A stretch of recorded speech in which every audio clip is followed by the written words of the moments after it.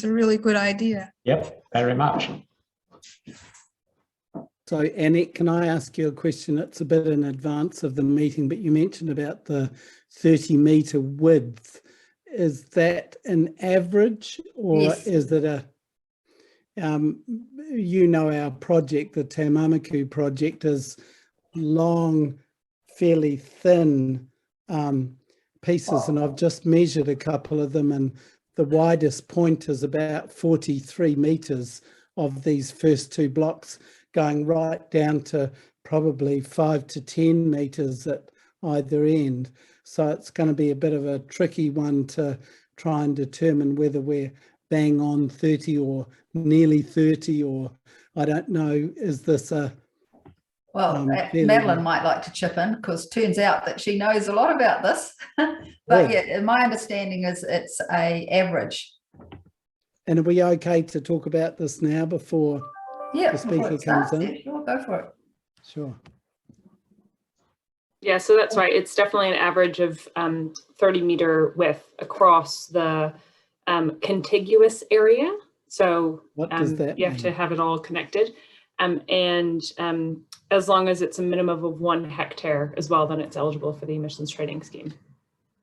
So if we've got a number of blocks that are kind of separated, probably 8 or 10 blocks in total. Would it be worked out on all of the blocks of land, or each individual block?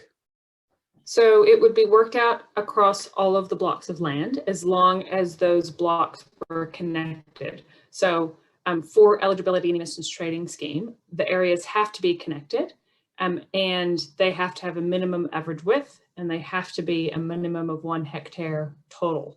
So if there's lots of little kind of pockets of riparian planting along a stream, and you're interested in entering into the emissions trading scheme, it could make sense to make connecting points, even with just some poplar and willow poles between those plantings, so that you have a contiguous cover area. But you can also potentially enter those into the Hiwaki Kanoa program, which I'll touch on briefly. But yeah, we can go into some more detail about that later as well. But when you say connected, the titles need to run from one to another? Not the titles, the actual kind of crown cover needs to connect. Oh, okay. Well, I mean, yeah, we're talking about 6-7 kilometres of. Are you talking in Wellington?